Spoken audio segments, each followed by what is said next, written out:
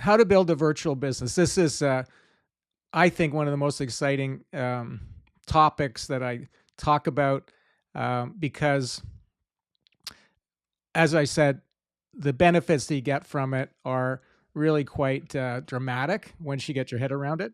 And so we're gonna go through how to go about doing that. Okay, so talk all about how to build a virtual business. Now, when the pandemic happened, uh, within a week after like March, let's say March 10th, 2020 was when kind of officially started. I held a webinar called "How to Build a Virtual Business," and about 500 people came to that webinar. So that was by far the most well attended webinar that I've ever done. And everybody was like, "Oh my God, I got to have a virtual business." So, and the one comment that a lot of them had was, Bill, you've been telling us for years to build a virtual business, um, and yet I didn't do it. Um, and now I wish I had because now I'm struggling a bit because of the pandemic. So we were all kind of one way or the other forced to have some kind of version of a virtual business because of the pandemic. So that's really accelerated this trend towards virtual. Um, a lot of people had never used Zoom before, and then suddenly they're using Zoom, and it was like, wow, it's great. I didn't realize it was so good, right? So it did move people in that direction, but I think there's a little bit falling back now. It's like, okay, well, kind of back into what I call old factory thinking. So we're just gonna talk all about today. What it means to have a virtual business and how to go about doing that. Now, why would you want to have virtual business? Well, there's a whole bunch of benefits to making your business virtual. So, one is, and this is my favorite one, is that you can just work anywhere you want. So, that was part of my vision, which I'll get to in a minute. But my vision was I just wanted to be able to work wherever I wanted to. So I have my home base here, um, but I do travel quite a bit for speaking. So when I usually give a speech, I go and I stay for a little while because I'm going to a nice place, like Vancouver. So I'll say, well, I'll stay there for 4 or 5 days. Might as well. So when I'm there, though, I can just run my business just as easily from there as from here. So that's been great. So and I've had times where I've gone to Europe for a month, spent a month in Germany, and I worked from there. Time zone was something, but generally speaking, it worked just fine. And many other places that I've been to where I've spent like a month, like in Mexico, I go to Mexico for almost a month every winter, and I just work down there, and it's just all basically the same. So this has been a great thing to be able to do. And so if you'd like to be able to work anywhere, you might want to have a virtual business. The second thing that's really good is that you have very low fixed overhead. And that makes you more profitable right away. Now, a lot of people just get hung up on how much money they're bringing in, but really it's about how much money you hang on to. So with a virtual business, you're cutting out a lot of costs that um, you had before, right? So the more you can get that down, the more profitable you are. So you could even work less if you want. Um, you also have a lot of flexibility. So as I'll talk about in a minute, my story was that I had a business that was definitely not virtual, and I didn't have a lot of flexibility because I had a lot of stuff that was holding me back from being able to change and move with the market. And it did create a psychological barrier that was very difficult. Like, not only was I physically not flexible in a sense, I was also mentally not flexible because I had all this stuff I was kind of protecting. There's also a lot less hassle. Um, some hassle with technology. I'm not going to say you don't have that, but the hassle we have with physical things is much greater. So the less physical things you have, the less hassle you have, which means that it's just more relaxing and less stressful ultimately. Um, you will end up with more money for two reasons. One, as I said, you'll lower your overhead. But once you start to think virtually, you're going to end up creating a lot of value that's intangible, that's way more um, profitable than any tangible value you could ever provide. So I'll talk about that too. And then finally, I think it's just more fun to have a virtual business because you can do a lot more with it. And ultimately, you can express your creativity a lot more just because you're not dealing with all kinds of stuff and tangible things. So you're just kind of freed up to be more creative about what you're doing because you're not feeding some kind of old factory beast, as I call it. Okay, so those are some really good benefits. Maybe you can think of a few more, um, but that was really the vision that I had, and it was in 2014. I was at a conference. I was giving a speech, and after the speech, where I was talking about new factory thinking, I had lunch, and I just sat down with my little notebook, and I went, "The status quo isn't working for me anymore." At that time, I had an office downtown Toronto with a big lease and about 30 people working for me, and a lot of issues. So there was always something that I had to deal with. And for the most part, I was the last one to get paid. And so, and I also felt like I was just turned into a manager. So I'd started the business in 1987. Um, and I had built it up to that size. And I thought, this is what I wanted, right? This is what I was aiming for. So, I started off getting, you know, small office. I had a couple employees, and then it just kept growing to being a bigger office with more employees and more stuff. And I thought that was success. But then at a certain point, I realized, okay, I've really turned into a manager and it isn't worth it because at the end of the day, everyone else gets paid before me. Um, and there was even kind of a moment where it looked like my team was sort of forming a little union, like I don't know if they could actually unionize formally, but it was kind of like, okay, this ain't going the way I want it to be going. Okay. Um, so what I did was I said, I'm going to have a virtual business. And I started to plot out what that would look like. But basically, it meant, well, at the end of the day, I'm not going to have this big office. I'm not going to have all these people, and I'm not going to have all this stuff. Now, I was not going to be able to do that in 2 days. Okay, like that wasn't what was going to happen. I had a lot of responsibilities and commitments there. But what I did was I thought about it. I thought, well, what's my vision? So I got that figured out, and then one thing I realized from that vision, was that I was only spending maybe 20% of my time actually directly providing value to my customers and 80% of the time managing all the stuff. That's why I say I become a manager. So only 20% of my time, personally anyway, was devoted to providing big ideas to my clients. And I thought, well, I got to reverse that. Maybe even make it more. So my vision was I want to spend 80% of my time providing value and 20% of my time dealing with the stuff. Okay. And actually, it's more like 90% value, 10% stuff at this point. Okay. So that was what I realized. Like, I could provide more value if I don't have all this stuff. So that was my impetus because I thought, well, that's the whole point of any business, right? So what do I do with all these people? That was my biggest concern. Like, I didn't want to throw them out all on the street, right? So I told him, I said, look, I have a 3-year plan here. And this kind of nipped the union thing in the bud, by the way, actually, I said, in 3 years, I'm not going to be here. We're not going to have this office. This is not going to happen. The whole business is going to be virtual. So this is your choice. Your choice is you can go find a job somewhere else and I'll help you. And you don't have to look right now, but within 3 years, you got to have another job and I'm going to help you get another job. Okay. Or I'll help you set up your own business. So And they will say, what would that look like? I said, well, that's what we do here. We help people build businesses of the future. So I can help you build your future business and help you become an entrepreneur. And then I will hire your company to work for my virtual business, right? So there were 4 of them that went for that.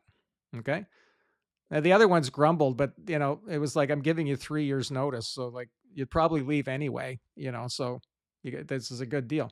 Anyway, so over that 3 years, I helped those 4 or 5 people set up their own business. And they were the ones that were the most important ones to me anyway. And so that was really interesting. So, and then I put my in notice on my lease. I moved into another office, but it was much, much smaller, and it was near my home in the beaches here in Toronto, just by the beach. It was really nice, like literally half a block to the beach, beautiful beach area, um, and it was amazing. So, but the other thing was I kept working with those key people, but now they had their own business. And it was interesting because all of them ultimately moved away out of Toronto into other places in Canada. And I kept working for them. And I also ended up getting way better performance out of them because now this was their own business, right? So that was amazing. So my overhead went way, way down. All the stuff I had to deal with went way, way down. And I go, okay, just keep making it more and more virtual, right?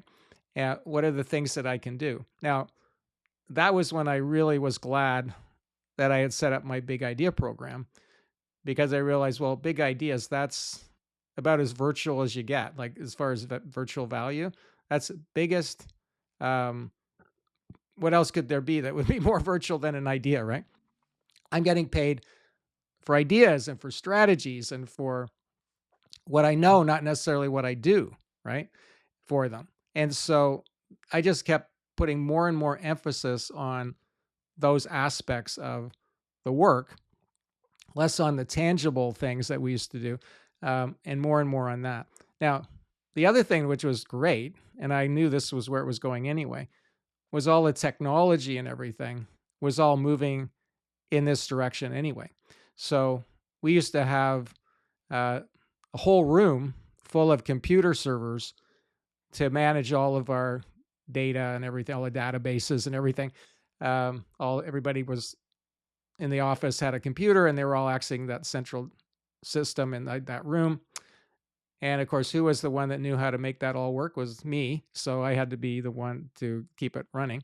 But anyway, but eventually it just all ended up on the cloud.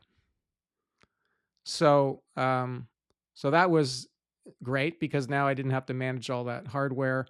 Didn't have to keep upgrading the hardware. It was a certain point where it was a cloud or upgrade $25,000 new server system. And I went, well, why would I want to have my own server when I can put it all on the cloud? So this was great. Like, and then of course we have Zoom, and, online forums and so on. I had Sonia, who used to be great, but she would make all my appointments, and she would, sit at the waiting for somebody to call to make an appointment, basically, right? She did other things, but that was her primary thing. And well, then I just got an online scheduler, and actually that's way better for everybody because they just can come online and make an appointment on my calendar, and everything is automated. So it just got more and more automated. And at this point now, I'm really spending 90% of my time on providing value, right? And 10% of my time on managing the operations of the business. Okay, so I'm making much more money now, and I'm working less, and I'm having more fun. So those of you who've been here before, that I've said that the whole point of a new factory, which is the virtual business, for the entrepreneur, is to help you make 10 times more money, work 50% less, and have 10 times more fun or more enjoyment of working in your business. And that was my vision, that was my goal, and I realized the more virtual it is, the more that becomes possible. Okay, so that's what I've done, right? And that more and more, just keep more and more saying, make it more and more virtual, whatever I can. Maybe artificial intelligence is really going to be the next way to make it unbelievably virtual. Just a little aside on that. I watched a video yesterday about AI and how what they did was these, I guess this company, um, it's a virtual company, and it's a there's about 20 characters that they've created. Each one of them is an AI, like a separate chat GPT, and they all have a role. And in this particular scenario, they were all uh, different people that work in the emergency department at a hospital, or at least in the main part of the hospital. So all the different, obviously the doctors, the nurses, and so on. Even like the orderlies and so on, the volunteers. And what they did was they set up this virtual hospital, and they started running through all these scenarios about, okay, a patient comes in with these symptoms. Um, how can we figure out how to diagnose them, treat them, and then, give them a post treatment plan and so on. So this virtual hospital has been running now, and it basically is a training system. It's not like people are actually going to that hospital, but I started looking at that going, there's going to be businesses that are going to be totally virtual, in the sense that it's going to be all AI characters running in this system, and it'll be a completely virtual thing. We won't be any people at all. Okay, so that may be the ultimate thing. Okay, but that's maybe a little farther down the road. Okay, so now what are we going to do with you? Okay, so the first thing to do is to sort of say, well, what parts of my business are not good, right? What do I not like about my business? What's weighing me down? What's holding me back, right? And if you look around, you'll realize that mostly it's a lot of stuff that you have in your business, and you're kind of like become a slave to that stuff. And this is sort of a hard thing to get over, because traditionally we've thought of a business as being our stuff, right? So you say, well, here's my business. You walk people. I used to walk people around my office and say, well, here's my business, and I'd show them the desks, and I'd show them the computers, and I'd show them the photocopy machine that I was paying $1,000 a month on lease on. Here's my business. Here's these computer servers that I spend hours working on all the time. This is my business, right? So we think that the business is these tangible things, right? And that's a trap, because that isn't your business. Your business is providing value to the marketplace. That your customers do not care about all that stuff at all, right? And they don't care if you have an office. They don't care if you have a big desk. They don't have a care about any of that stuff. They care that you provide value to them. Now, I'm not saying you don't have any stuff. Maybe you need some of that stuff to provide value, but maybe there's a lot of things that you don't need to provide that value. I had an accountant, very good accountant, but he was very expensive, relative, I realized later. And I'd always dealt with them sort of virtually, actually. And then one time, so you should come to my office, So I said, fine. So you got to see my office, right? So I went to his office, and it was in, downtown Toronto, banking district. And I went in, and they actually had their own escalator inside their office. It wasn't like the escalator for the building. It was the escalator inside their office. Right? And I went, okay, well, I'm actually paying for that escalator. So when I got to the top of the escalator, I decided to fire him. Now, I didn't do it at that meeting. That would probably have been brutal, but I thought, I don't want to pay for his escalator, right? And so I found someone else that didn't have an escalator, just had a smaller office, lower overhead, equally, if not more competent, and was cheaper. And I went, well, I'm getting the same value for less money because he has a more virtual business, right?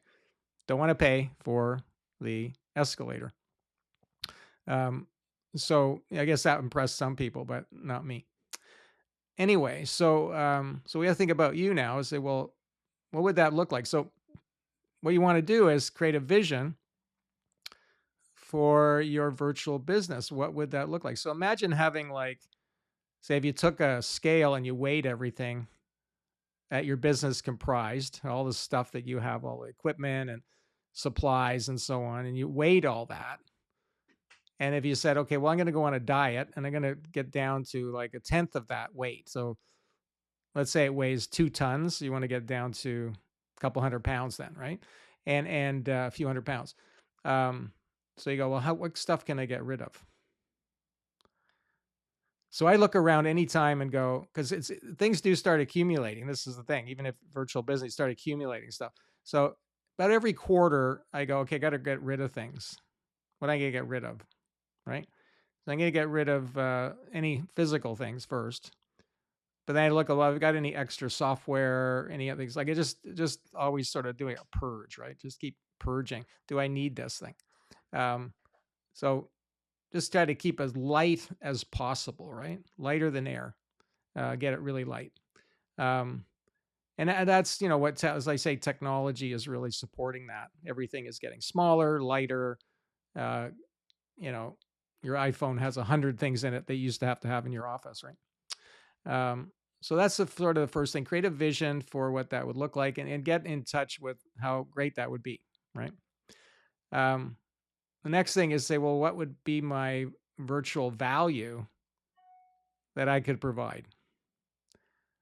Now, we've talked a lot about that, virtual value. This is really the future.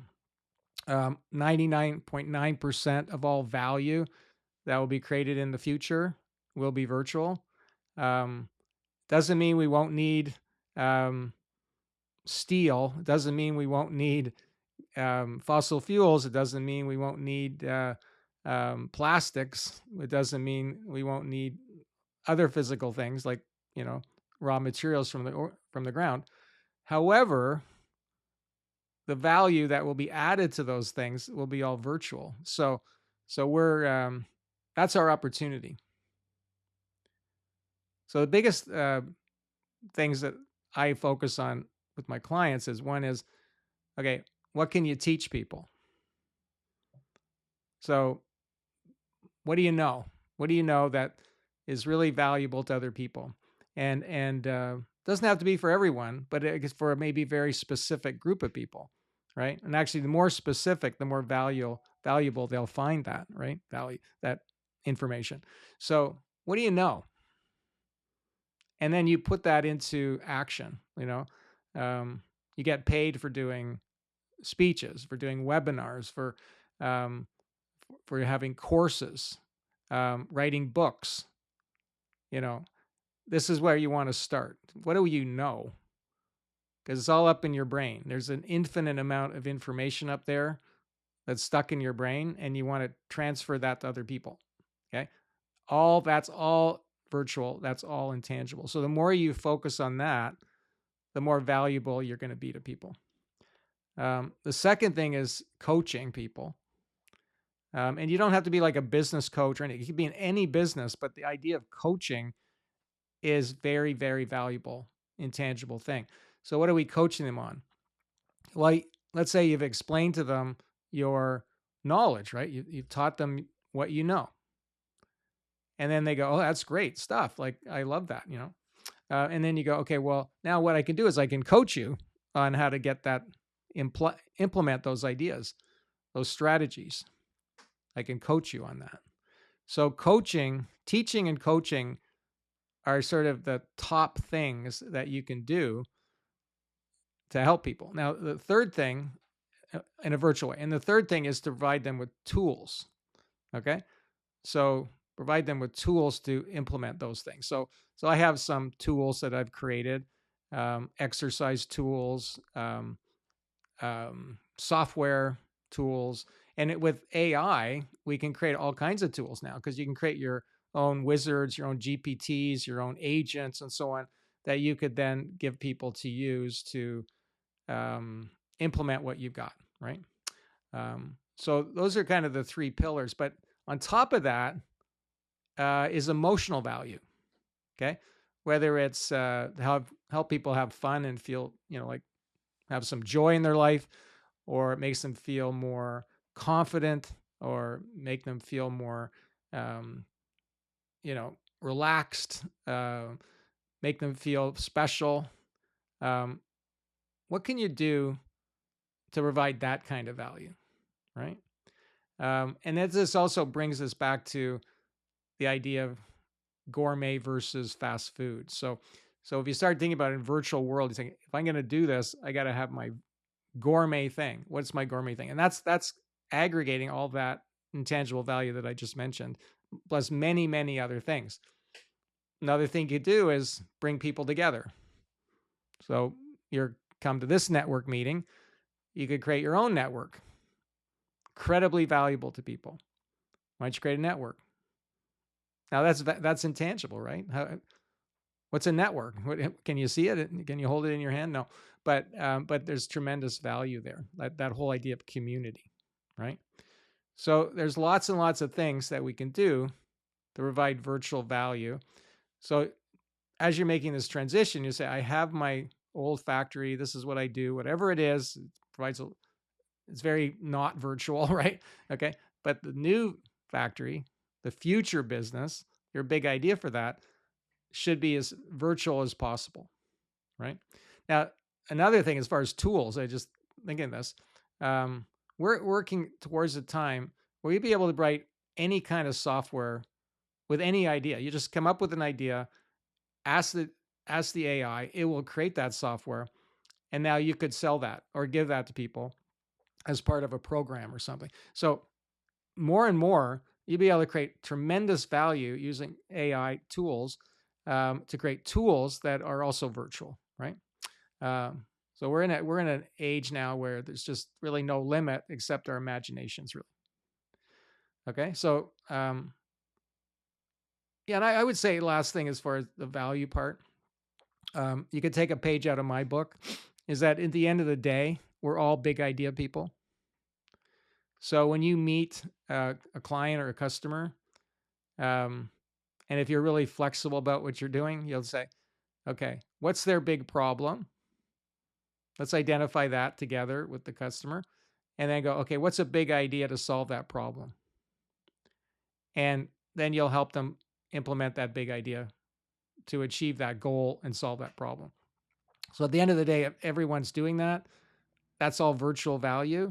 But think of the outcomes that we could achieve with that. So we're all big idea companies, really. Now the other thing is the big idea, or sorry, the virtual team. I call it my big idea team, but your virtual team. This is also really exciting because back in the day when I had my old factory, right, as I added more capabilities, it meant bringing on another employee. Okay, and so graphic designer, right, a writer, project manager, website designer, and so on, right? And the problem with that was that they were often only busy maybe 80% of the time. So I was paying them 100% of the time for 80% of the time they were working, right? And also it just, it was a huge commitment, right? But now I go, well, if I need somebody like that, I have a virtual team. So therefore I'm building up, a network of people that can provide these services on demand. Like when I need them, I will go to them and say, I need that. So we're becoming more and more familiar with that in our group here. But and that's why I have my 10% group, right? I say to people, hey, send people to me. I'll give you 10% of mine, but I'll also send you people to work with you, and you give me 10%.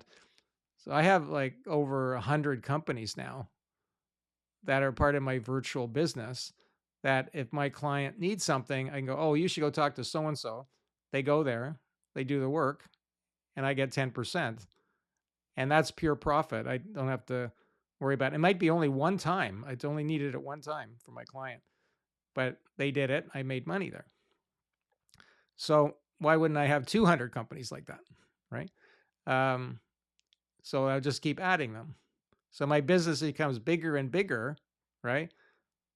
But because it's virtual, I'm not taking on all that responsibility, all that risk. It just makes things much more flexible, right? So the old model is I got to hire employees, right? Or I just do everything myself. Now you could say, well, my virtual business is a network of all of these other companies that I can refer to. So I think if everyone's in everyone else's 10% club, or I call value hub, then we're all, we created a virtual economy here that is great. Another thing about the virtual business benefit is not only can you work anywhere, but you can work with people anywhere. So this is amazing. Okay. Now, just between you and me, okay, because I'm not going to go anywhere. I'm in Canada, right? Now, if I go across the border into the United States to try to do work down there, they're going to stop me from doing that. You can't go down there and work down there, right? Okay. I get on Zoom, I work with somebody in the States and they pay me, and what are you going to do? I mean, it's the same thing. It's just I'm doing it virtually. If I did it physically, they wouldn't let me, right? So just between you and me, don't hopefully no one's listening in there, but I don't know what they could do anyway because it's virtual, right? I don't think they would care. So you can work with anybody anywhere. So I've literally had clients on every continent. One time I had a meeting somebody in San Francisco, somebody in Thailand, somebody in the Netherlands, all in one meeting, right? And we were all working together as a virtual team on a project. That's incredible, right? So the virtual team will also include AI. So the other thing that I'm working on now is my team. I have my human team, but then I also going to have my AI team. And each one of those team members will be trained to do a specific task, right? And essentially, I'm setting that up right now through ChatGPT and their GPT store. Is say I need someone that's really good at coming up with names for new products and programs. So I've trained that chatbot to do that, and so that and I'm calling him George. George the name guy, and that's my character that will do that, right? So each one of these team members are virtual, and literally, because they are not even real people, right? But can do a really good job. So that's a team. The last thing is the technology. And this is also where this is so exciting, okay? The limiting factor here is not the cost of technology or the complexity of it or availability of it. It's really our mindset, okay? Once you get over this idea of my business needs to be tangible, then you'll be fine. You just get, okay, I can make it more and more virtual. The technology is all readily available. So you can do things that Amazon, Google, Facebook, and Apple spent hundreds of millions of dollars building technology-wise. Now you can get the same technology for you, and it doesn't cost almost anything. Like literally, in most cases, nothing. Okay. So this is also what's really, really interesting about this is that these huge companies, right, more or less from Silicon Valley, spent millions of dollars developing their platforms. You can do the same thing for almost nothing, literally. So I have clients who have platforms that they're doing Amazon, Facebook, Google, everything. Like they have this whole system, and they pay about $60 a month for the technology. So it isn't about the technology anymore, right? It's about your ideas and how you put it together. And my final thing I'll say is, as far as the case I'm trying to make, is that the future is virtual. Your business, if you want to grow it and scale it, just grow it and scale it virtually, because that's just going to be way better, because a lot less risk for one, okay? A lot less cost and responsibility for two. and ultimately a lot more potential for three. Okay. Um, so this is what we work on in our group workshop that's coming up next. We'll be doing exercises on this now. It's like really planning out, like, what does our virtual business look like? What's the virtual value we're going to provide? What's the virtual team we're going to build? And what is the virtual technology that we're going to put in place, right? That's what we're going to be planning in the workshop at 11:30. So if any of you want to attend that, if you're not already in it, you can. Okay, you could sign up for it by then. Um, so just there's a link for that if you want to. Okay, uh, it's hard to do this on your own because there's a lot of it's a lot to figure out, and I also just need the support. But okay, so that's my presentation on a virtual business. I could really talk about this in even way more detail. I could talk about it all day, but that gives you a good overview, I think, of what it would look like to have a virtual business and why that's a good thing.